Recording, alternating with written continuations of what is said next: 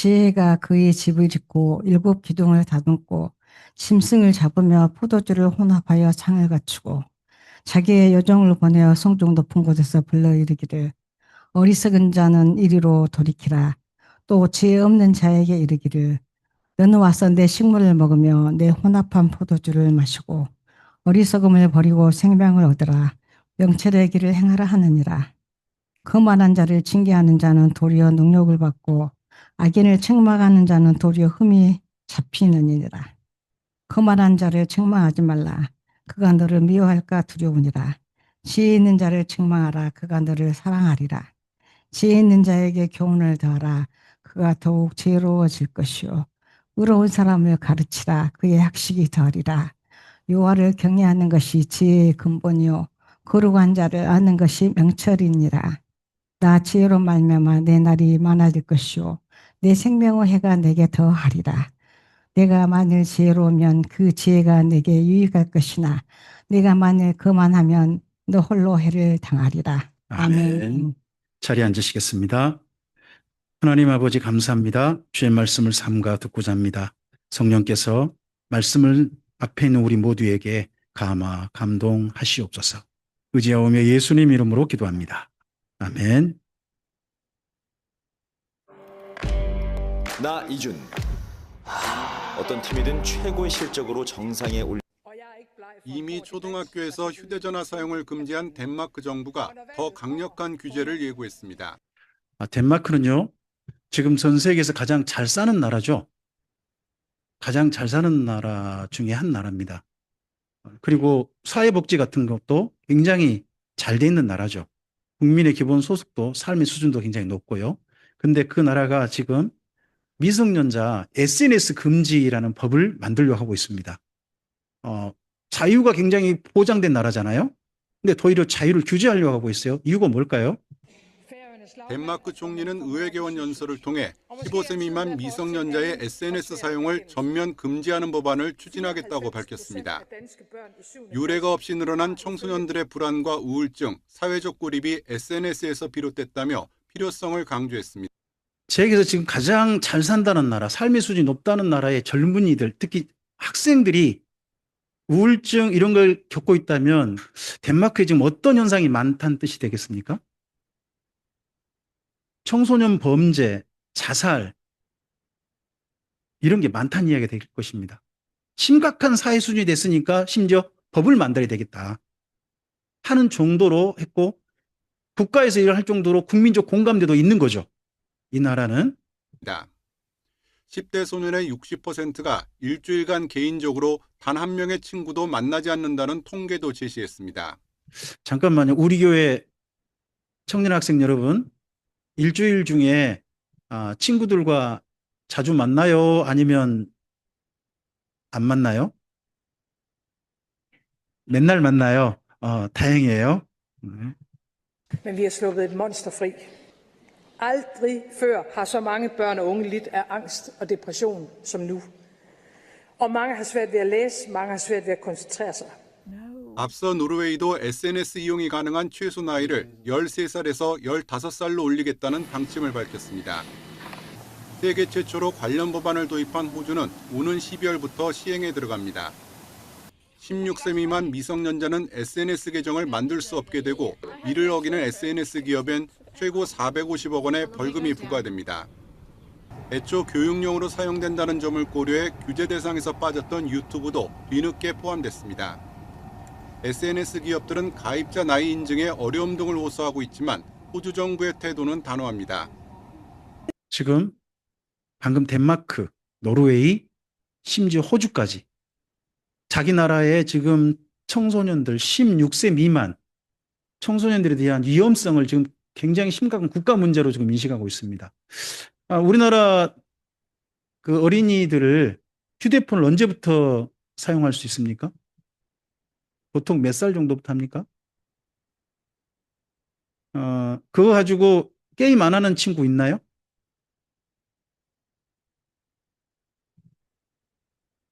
다른 나라는 지금 현재 이 문제가 심각해지고 있다는 갑니다. They have age assurance tech that they use for their own commercial revenue, they use for their own purposes. We believe it is reasonable to ask them to use that same tech to protect Australian kids online. 일률적인 SNS 나이 제한은 개별 회원국이 판단할 문제라며 유보적이었던 유럽연합 집행위원회는 호주의 사례를 지켜보며 대응책을 마련하겠다고 여지를 남겼습니다. 일각에선 사설가상망 VPN을 통한 우회나 명의 도용의 가능성을 지적하며 여전히 정책의 실효성에 의문을 제기하고 있습니다. 정책의 실효성이 문제가 아니라 지금 사회에 문제가 되고 있다는 거죠. 나라들마다 인식이 지금 이렇게 되고 있는 겁니다. 지금 이게 못 사는 나라, 경제 수준이 낮은 나라들의 이야기들이 대부분 아닙니다. 자유가 많이 보장되고 어느 정도 삶의 수준이 있는 나라들이 지금 이렇게 하고 있다는 거 눈여겨볼 만합니다. 더블로 더 볼래? 더블로 득볼래? 웨이브와 티빙을 한 번에. 캄보디아에서 숨진 대학생 박 씨와 가족들의 통화 내용 저희 JTBC가 전해드렸습니다. 박 씨는 이 통화에서 대학 동기 홍 씨 말고도 자신을 캄보디아로 보낸 윗선이 있다고 주장했는데요. 경찰이 이 윗선으로 추정되는 20대 남성을 붙잡았습니다. 심가은 기자입니다. 범죄 단지에서 고문을 당하다 숨진 대학생 박모 씨. 그리고 박 씨가 캄보디아에 가도록 부추긴 대학 동기 홍모 씨. 하지만 이게 끝이 아니었습니다. 박 씨는 생전 가족과 통화하면서 홍 씨 위에 윗선이 있다고 했습니다. 소개시켜준 분이 또 따로 있어. 대표님이랑 그다음에 팀장님이랑. 홍 씨는 대포 통장의 중간 모집책이고 캄보디아 범죄 조직과 직접 연결되는 팀장과 대표는 따로 있다는 겁니다. 경찰이 그제 윗선으로 보이는 20대 남성 A씨를 붙잡았습니다. 이 남성은 박 씨 명의의 통장으로 들어온 범죄 수익금 수천만 원을 몰래 빼돌린 혐의를 받는데 이 바람에 박 씨가 감금당한 걸로 보입니다. 그러니까 대표 팀장님이 내가 통장에 있는 그 돈 다 들고 날랐다고. 박 씨는 이른바 윗선이 한국에 돌아오면 일부분을 떼주겠다고 했었다고 말했습니다. 빼와서 캄보디아 이쪽에 간 대학생들, 청년들 문제가 지금 우리나라에 아주 심각한 문제로 지금 대두되고 있고, 심지어 어제 뉴스 중에 상당히 많은 부분은 캄보디아 뉴스였습니다. 캄보디아라는 제목을 치시면 어제 뉴스 제목의 한 절반 정도가 나온 걸로 보일 겁니다. 어제 그제.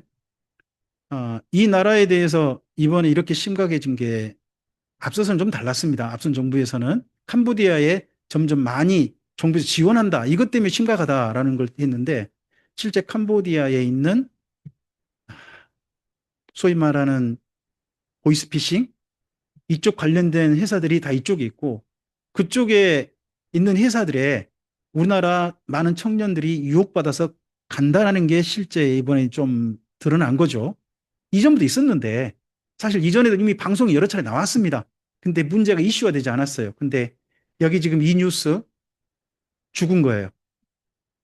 죽어버리는 사건들 때문에 지금 뉴스가 됐는데 이게 왜 그런가 조금 근본적으로 기본을 봤더니 대학 생활하고 이렇게 했는데 한 달에 월급을 앞으로 그들이 얼마나 받을 수 있을까요? 열심히 공부하고 대학까지 가고 해요. 그러면 그 다음에 그들이 일생을 살면서 한 달에 월급을 어느 정도 받을 수 있고 부모로부터 독립해서 남들처럼 삶에 조금 좀 여기저기 여행도 좀 다니고 내가 즐길 수 있는 거 즐기고 좀 살만한 집에 살고 내가 타고 싶은 차 타고 그러려면 앞으로 장래가 어떻게 열릴까요? 대부분 대학교 가면 그게 대학생활이 그 다음 준비를 위한 걸음이 될까요? 아니면 대학생활 아무 필요 없는 거 아니야? 이런 생각이 들까요? 대학교까지 갔는데 가보니까 대학교 생활 다 하고 나서도 미래에 대한 이게 시작의 발걸음이 되기가 어렵다는 게 우리나라의 대부분 다 청년들이 겪는 삶의 위기인 것 같아요.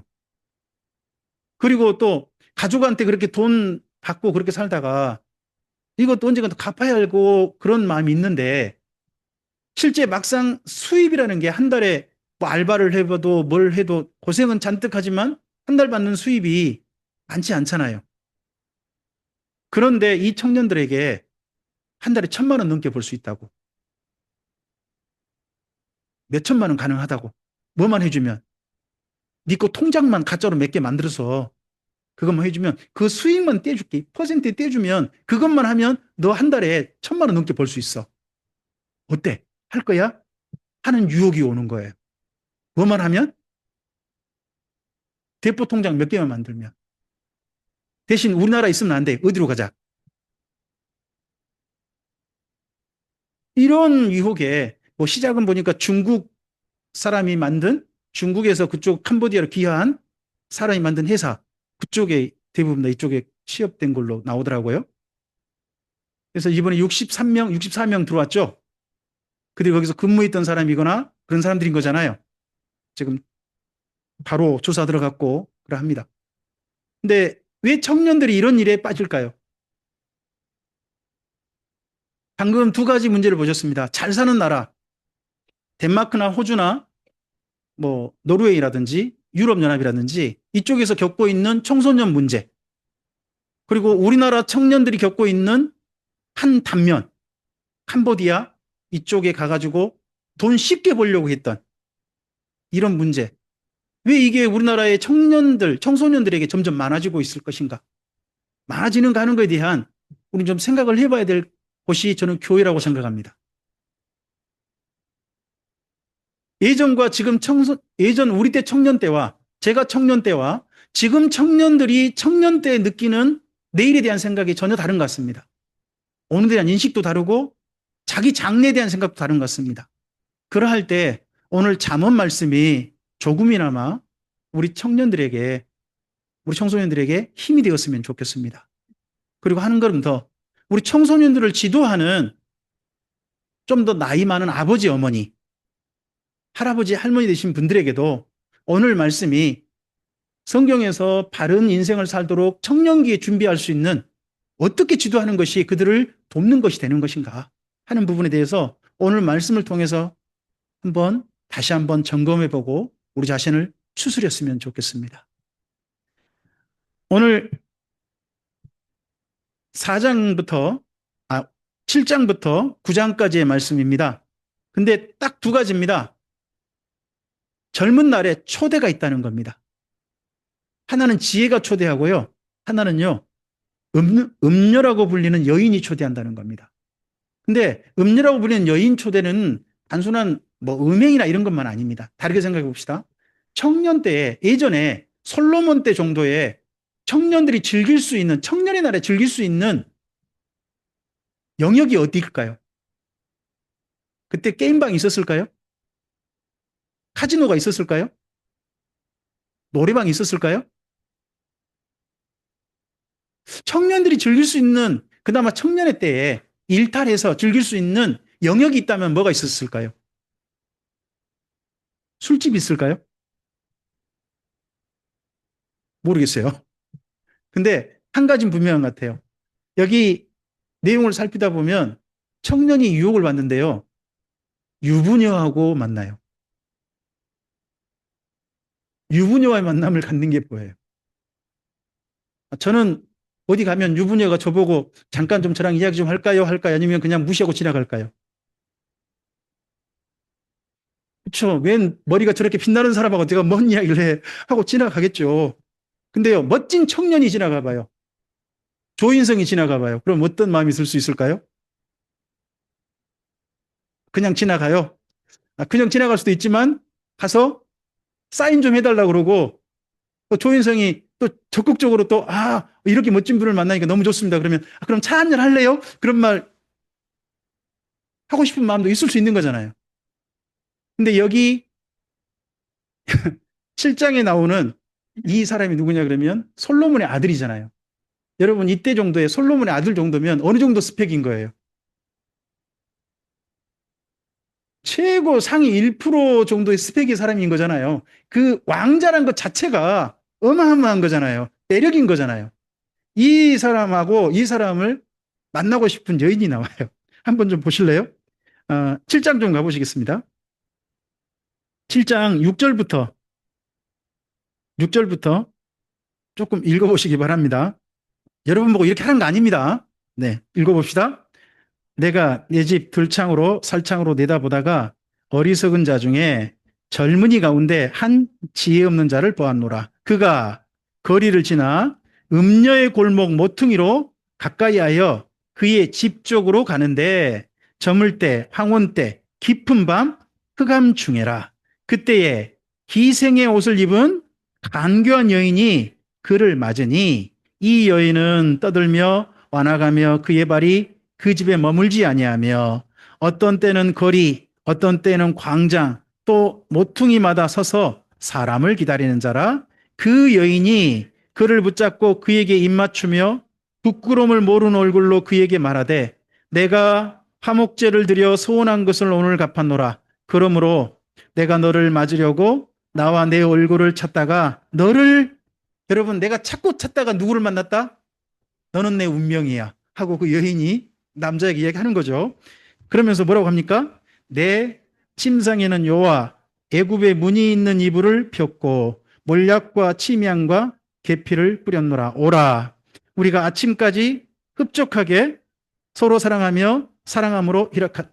여러분 이걸 요즘 오늘 밤에 나와 하룻밤을 지내자 이걸 요즘 우리나라식으로 뭐라고 하는지 아세요? 원낫이라고 해요. 그냥 넘어갑시다. 그 다음 보시기 바랍니다. 근데 이 여인이 어떤 여인인지. 남편은 집을 떠나 먼 길을 갔는데 은주머니를 가졌은즉 보름날에나 집에 돌아오리라고 했다는 겁니다. 그럼 이 여인이 아무 사람이 없는 여인이에요? 임자가 있는 여인이에요? 그런 말도 알아? 그러니까 젊은 날에 이 젊은이가 매력이 있으니까 이 젊은이를 유혹하는 여인이 있는데 그것도 그냥 어떤 자기 몸 파는 여인이 아니라 어떤 유부녀인 여인이 이걸 한다는 거예요. 근데 이런 거에 말려 들어갈 수 있는 사람들이 누구였느냐? 그 당시에 솔로몬의 아들들 같은 최고 스펙을 가진 그런 사람일 수 있다는 겁니다. 여러분에게는요, 이런 유혹 없습니다. 이런 유혹은 없어요. 대신에 다른 게 있을 수 있습니다. 예전에는 뭐 지금도 3,500년 전 그때에는 젊은이들이 어떻게 보면 삶에 좀 이탈할 수 있는 정상적인 삶 말고 건강한 삶 말고 자기 나름 음지 쪽에서 즐거움을 누릴 수 있는 그런 통로가 극히 적었을 겁니다. 많지 않았을 겁니다. 여러분 혹시 여기 지금 50대, 60대, 70대 되신 분들 여러분 청년 때에 그 재밌게 즐길 수 있는 곳이 어떤 곳이었습니까? 제 시골에는 제가 중학교 때까지 오락실이 없었습니다. 갤러그도 못했습니다. 제가 고등학교 때 겨우 뭐가 나오느냐? 4비트, 8비트 컴퓨터가 학교에 들어왔습니다. 집에도 있지 못했습니다. 그래서 지금 청소년들이 즐길 수 있는 문화와 제가 어릴 때 즐겼던 문화 전혀 다릅니다. 제 어릴 때 즐겼던 문화 중에 대표적인 게 딱지가 있습니다. 기억나십니까? 딱지? 요즘 청소년들이 딱지 합니까? 딱지치기? 해봤어요. 그리고 나무 깎아가지고 팽이 쳤습니다. 기억나십니까? 그게 전래 놀이가 아니죠. 저희 어릴 때 놀이였습니다. 그리고 막대기 2개 딱 그 작은 막대기, 긴 막대기 해가지고 막대기 자치기 하고요. 그리고 좀 세워지는 돌 있으면 삐석치기 하고 그리고 조금 좀 그 가게 가가지고 구슬 있잖아요. 구슬하면 요즘 애들이 그런 거 하나요? 그게 오징어 게임이나 나오지. 지금 사실 하는 것도 아니잖아요. 전혀 영역이 다르잖아요. 우리 어릴 때 놀았던 영역하고 지금 청소년들이 누리는 그 놀이 영역이 전혀 달라요. 그러니까 제가 이렇게 말하면 말이 안 되는 것 같아요. 나 때는 이 말이 안 돼. 나 때는 이 말이 요즘 애들이 누리는 영역하고 너무 달라요. 너무 달라요. 즐거움을 누리는 영역이 너무 다르다 보니까 즐거움의 강도도 달라지는 것 같아요. 그리고 점점 청소년들이 이 약품이라는 것에 쉽게 다가오다 보다 보니까 우리나라에 저는 가장 심각한 앞으로의 문제 중에 하나가 뭐가 있다고 생각하냐 그러면 청소년들이 마약을 하게 되는 경우라고 봅니다. 이게 우리나라에 점점점 마치 꼭 동남아 문화처럼 미국 문화처럼 우리나라에 스며들 가능성이 좀 높다고 봅니다. 점점 전 세계 분위기가 그러하니까. 이러할 때 여기 성경의 경우만 가지고 우리 청소년들을 지도한다는 건 말이 안 됩니다. 근데 이 부분을 가지고 다른 부분을 좀 보자는 겁니다. 한번 좀 더 넓게 좀 보자는 겁니다. 여러분 7장부터 9장은요. 이런 겁니다. 제목만 우리 함께 좀 읽어주시겠습니까? 아들아, 너를 잘 지어라. 뭘 지으라는 거예요? 자기 자신을. 내 자신을 집으로 생각해서 자기를 잘 지어가라는 겁니다. 젊은 날에는 뭐 할 수 있느냐? 집을 지어야 됩니다. 그 집에서 먹고 사는 걸 언제 하면 됩니까? 나중을 위해 사는 겁니다. 여러분 오늘 9장의 말씀 좀 가보시겠습니까? 재밌는 말씀이 나옵니다. 9장에 있는 말씀. 9장 1절부터 6절을 한번 읽어보시기 바랍니다. 지혜가 그의 집을 짓고 7 기둥을 다듬고 짐승을 잡으며 포도주를 혼합하여 상을 갖추고 자기의 여종을 보내어 성중 높은 곳에서 불러 이르기를 어리석은 자는 이리로 돌이키라. 또 지혜 없는 자에게 이르기를 너는 와서 내 식물을 먹으며 내 혼합한 포도주를 마시고 어리석음을 버리고 생명을 얻으라. 명철의 길을 향하라 하느니라. 여러분 여기 음료도요. 음료라 불리는 그 대상도 오늘 즐기자 그럽니다. 오늘 먹고 마시자 나랑 즐기자 합니다. 근데 지혜도 뭘 생각하게 만듭니까?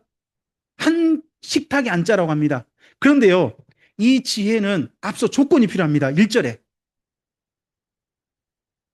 먼저 뭘 해야 됩니까? 집을 지어야 됩니다. 지금 음료는요, 집 지을 필요 없습니다. 오늘 당장 즐길 수 있습니다. 근데 지혜는 오늘 청년들에게 뭘 하게 만듭니까? 오늘 즐길 게 문제가 아니라 너의 인생에 집을 지어라. 너를 지어가라. 너가 집을 잘 지으면 그 집 지은 것에서 너는 먹고 사는 문제가 그 다음 간다. 당연히 그 집에서 너는 먹고 살 수 있다. 내가 사고 싶은 차 탈 수 있어. 내가 살고 싶은 집, 너의 지혜 집을 제대로 젊은 날에 지어준다면 가능해, 나중에 하는 겁니다. 그래서 오늘 저는 말씀에서 젊은이들에게 오늘 집을 짓는 2가지를 생각해 보시라는 겁니다. 예수님께서는요, 산상수훈 말씀하시면서 7장에서 뭘 말씀하십니까? 맨 끝에 반석 위에 지은 사람과 모래 위에 집을 지은 사람을 이야기합니다. 저는 젊은 날이 이럴 경우로 생각합니다. 저는 성경 말씀을 일찍 만나지 못한 것에 대해서 굉장히 저는 나중에 후회했습니다. 저는 에스라 성경 강좌를 38에 만났습니다. 38에. 제가 27, 그리고 참빛교회, 우리 왕성교회, 그 당시 왕성교회죠. 왕성교회를 제가 29에 왔습니다. 제가 그 전에 신앙생활을 쭉 했는데 제가 성경을 제대로 보는 출발은 38이었습니다. 그 시간 전에 성경 봤던 것들이 너무 허무해졌습니다. 내가 일찍부터 집을 제대로 지었더라면 하는 생각을 그때 했습니다. 근데 제가 좀 준비하고 나니까 벌써 40이 넘어버렸어요. 근데 지금 오늘 벌써 저는 60을 바라봅니다. 내년이. 우리 인생에 집을 지을 수 있는 집중력 있는 날이 오래 가지 않습니다. 제가 요즘 공부하고 하다 보면요, 느끼는 게 있습니다. 오래 하면 눈이 너무 피곤합니다. 화면 보기가 너무 힘들어요. 이제 오래 보기가 어려워져요. 그리고 성경을 읽잖아요. 성경을 읽으면 이게 글자가 제대로 보여야 되는데 한 1시간 넘게 보잖아요. 그럼 글자가 겹쳐요. 이런 현상이 와요. 저만 그럴까요? 뿐만 아니라 생각을 하다 보면 예전에는 이 본문하고 저 본문이 막 생각나서 다 바로 연결이 되고 했거든요. 한참 생각을 하는데 이게 아무리 해도 이게 분명히 어디가 있었는데 점점 기억력이 가물가물해지는 거예요. 젊을 때 집중력과 젊을 때 그 샤프함 이런 것들이 점점점 나이가 들면서 마모돼요. 정말 모든 문제들을 여러분의 삶에 있어서 여러분의 능력을 샤프하게 예리하게 사용해가지고 여러분이 집을 지을 수 있는 시간이요 많지 않아요. 제 나이가 돼서 집을 지으려고 하면요 벌써 체력이 안 돼요. 집을 지을 수 있는 청년의 날에 여러분의 집을 잘 지었으면 좋겠어요. 그래서 이 두 가지 집을 한번 생각해 보시기 바랍니다. 옆에 있는 분에게 한번 서로에게 한번 좀 물어봐 주시겠습니까? 집을 잘 짓고 있나요? 연세 드신 분에게는 좀 물어보시기 바랍니다. 집을 잘 지어 놓으셨습니까?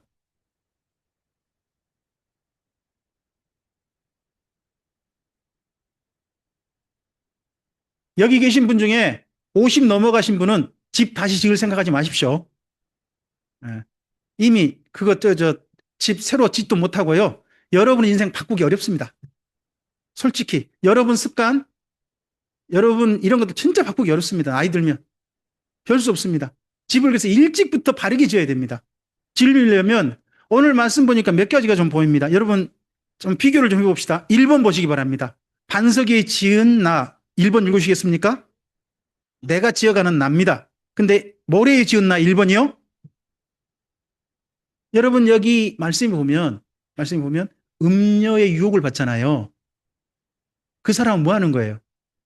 끌려가는 거예요. 여기저기 끌려가는 거예요. 요즘 이걸 교육 목표로 뭐라고 하는지 아세요? 끌려가지 말고 네가 스스로 너의 일을 해라. 이걸 교육 목표로 뭐라고 해요? 자기주도 학습이라고 해요. 성경은 일찍이 잠언에서 말씀하고 있어요. 젊은 날에 자기는 누가 지어야 된다. 내 인생은 내가 짓는다. 하는 생각을 먼저 가져야 한다는 거예요. 여기저기 끌려가지 마시고 여러분 자신을 잘 지으세요. 언젠가 부모님 탓하지 마세요. 친구 탓하지 마세요. 여러분 스스로 여러분의 집을 젊은 날에 지을 수 있을 때 잘 지었으면 좋겠어요. 두 번째. 이게 바뀌었네요.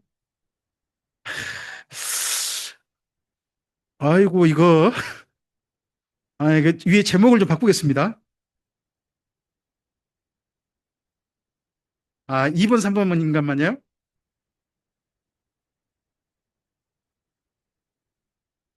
네. 잠깐만요. 제가 설교 중에 나 이렇게 하는 게 처음이라. 아이고. 그냥. 여기는 그냥 이렇게 할게요. 잠깐만요.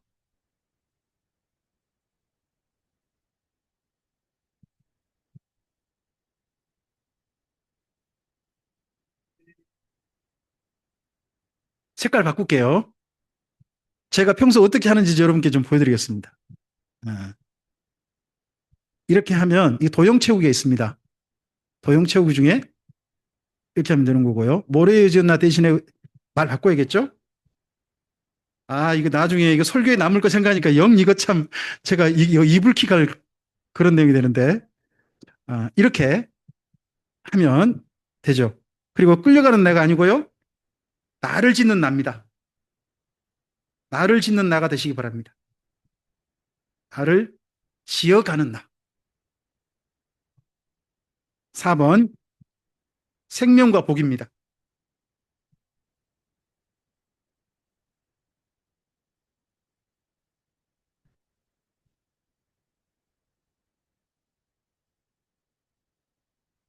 여러분 여기 7장부터 9장에서 젊은 날에 두 가지 삶을 살 수 있다는 겁니다. 근데 이것이 결국은 여러분의 장래까지도 나아가는 출발이 될 거라는 겁니다. 진짜 아버지로서 여기 말씀을 전하고 있는 1장부터 9장까지 한 아버지가 아들에게 솔로몬인데요. 자기는 정말 아버지로서 부탁하고 있고 말하고 있습니다.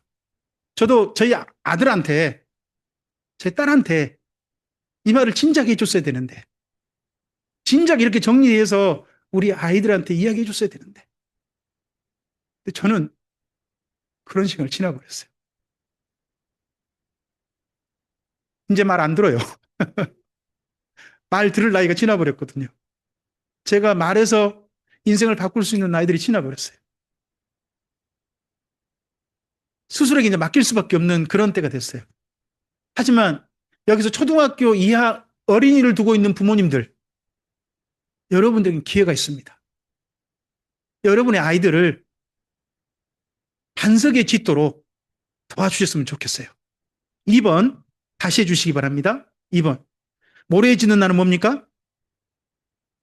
여러분 내 쾌락, 내 즐거움 이거에 집중하게 만들어줍니다. 너를 위한 것처럼 합니다. 여인이 너를 위한 거야, 너를 위한 거야 합니다.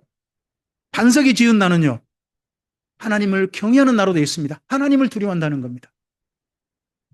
그리고 모래에 지은 나는요, 3번이요. 즐거운 유혹. 이거에 인생을 몰빵합니다. 그쪽을 탐닉해버립니다. 하루에 시간 쓰는 걸 한번 생각해 보시기 바랍니다. 여러분들이 하루 시간 쓰는 건 저는 이렇게 생각해 보라고 합니다. 저는 평소에 생각할 때 하는 일 말고 그 외에 남은 짜투리 시간 있죠. 짜투리 시간을 내가 어떻게 쓰고 있는가 생각해 보시면 됩니다. 학생 청년 여러분, 여러분이 학교에 공부한 시간 말고 그 외에 남은 짜투리 시간, 여유 있을 때 그 시간을 뭘로 사용하고 계신가요? 여러분을 지어가는 시간으로 하는가요? 아니면 즐거운 유혹을 즐겁게 따라가는 시간으로 사용하고 있나요?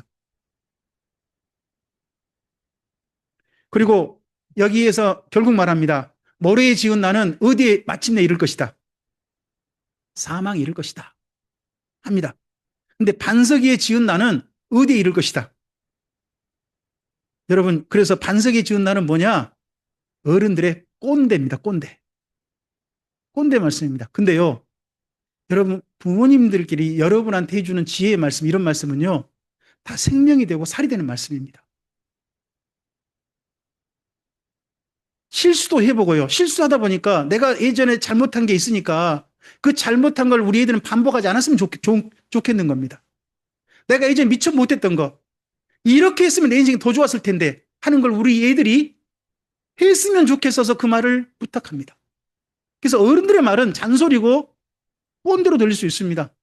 근데 이 잔소리를 지혜로 알아듣는 사람에게는 복이 있으리라 믿습니다. 여기 1장부터 9장까지 말씀은 다른 이야기 아닙니다. 아버지의 잔소리입니다. 아버지가 아들한테는 부탁입니다. 여러분, 이거 열심히 하셨습니까? 되도록이면 안 하셨습니까?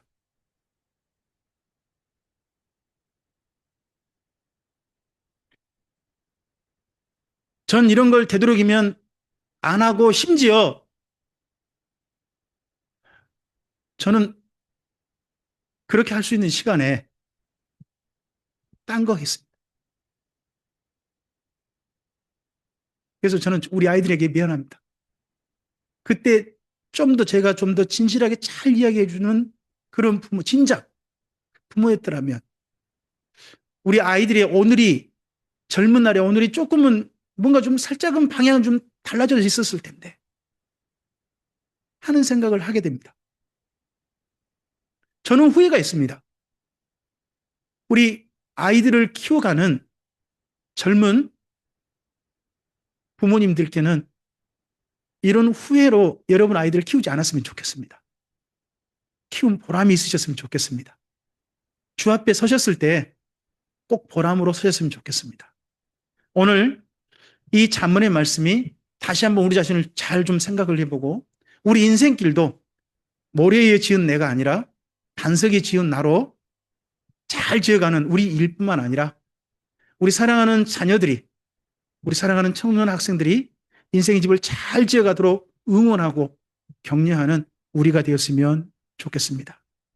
주의 선하신 은혜가, 이 말씀을 따른 선한 열매가 여러분의 가정에, 여러분의 인생에, 그리고 우리 사랑하는 청년 학생들에게 잘 연굴고 맺어지기를 주님의 이름으로 축복합니다. 기도하겠습니다. 하나님 아버지, 오늘 말씀을 통해서 사랑하는 자녀에게 하는 잠언의 말씀을 1차 정리합니다. 1장부터 9장까지 잠언 말씀을 통해서 아들아, 아들들아 했던 아버지의 간절한 이야기를 여기까지 정리했습니다. 우리의 마음속에도 정리되기를 소원합니다. 우리의 인생 가운데도 분명한 표대로 정리되었으면 좋겠습니다. 우리 사랑하는 청년 학생들에게는 이 말씀이 다시 한번 오늘을 새롭게 살 수 있는 힘이 되게 하시고 바르게 인생길을 걸어가게 하는 하나님의 부탁의 말씀으로, 생명의 말씀으로 들려지게 하옵소서. 그리고 또한 자녀를 길러가는 우리 사랑하는 부모님들께는 이 말씀이 우리 자녀들을 향한 사랑으로 다시 한번 역할을 잘하는 부모로, 그렇게 사랑하는 부모로 내 삶을 추스려야 되겠다라고 하는 새로운 출발이 되게 하옵소서. 그래서 주께서 기대하시는 것처럼 사망에 이르는 자들이 아니라 생명과 복에 이르는 사랑하는 청년 학생들이고 우리 어린이들이고 또한 우리들인, 주님의 선하신 열매를 맺는 우리들인 바로 그 결과에 이르도록 주님의 도우심 허락하여 주시옵소서. 주께 부탁드리오며 예수님 이름으로 기도합니다. 아멘.